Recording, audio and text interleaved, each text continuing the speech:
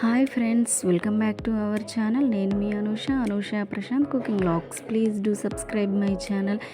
ఈరోజు నేను మీతో సమ్మర్లో చేసుకునే ఒక చారును మీతో షేర్ చేసుకోబోతున్నాను.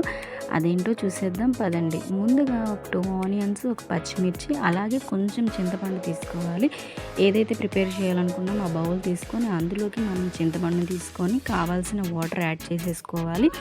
ఈ చింతపండు అనేది 1-2 మినిట్స్ నానితే సరిపోతుంది.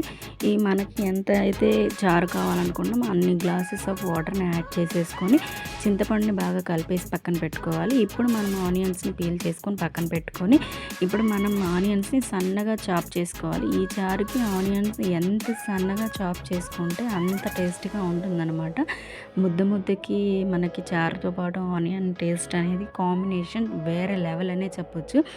సో అది అలా రావాలి అంటే ఈ ఆనియన్స్ చాలా సన్నగా చాప్ చేసుకోవాలి. ఇలా కటింగ్ దాంట్లో యాడ్ చేసుకుంటే మనకి ఆనియన్స్ ఎంత సన్నగా కావాలంటే అంత సన్నగా కట్ అయ్యి వస్తాయన్నమాట.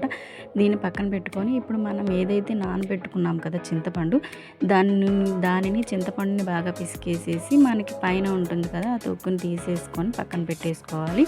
అప్పుడు మనకి ఈ చారు ఇవి రెడీ అయిపోతాయి. ఇందులోకి ఒక స్పూను కల్లుప్పు, అలాగే కొంచెము మనం ఆల్రెడీ పచ్చిమిర్చి యాడ్ చేసాం కదా, అందుకే కొంచెం రెడ్ చిల్లీ, అలాగే కొంచెం పసుపు, అలాగే మనం కట్ చేసి పక్కన పెట్టుకున్నాం కదా ఆనియన్, పచ్చిమిర్చి, సో వాటిని కూడా యాడ్ చేసి జస్ట్ కలిపేసుకోండి. ఇప్పుడు అందులోకి మనకి కావాల్సిన బెల్లాన్ని యాడ్ చేసుకోవాలి. నేనైతే ఇక్కడ 2 స్పూన్స్ ఆఫ్ బెల్లాన్ని యాడ్ చేసేసాను. ఈ బెల్లం కూడా కరిగేలాగా కలుపుకోవాలి. గరిటెతో కొంచెం అట్లా కలుపుతూ ఉండగానే మనకి బెల్లం కరిగిపోతూ ఉంది. మనకి టేస్ట్కి తగ్గట్టు బెల్లాన్ని యాడ్ చేసుకోండి. ఈ చారు అనేది సమ్మర్లో చాలా టేస్టీగా ఉంటుందనే చెప్పొచ్చు.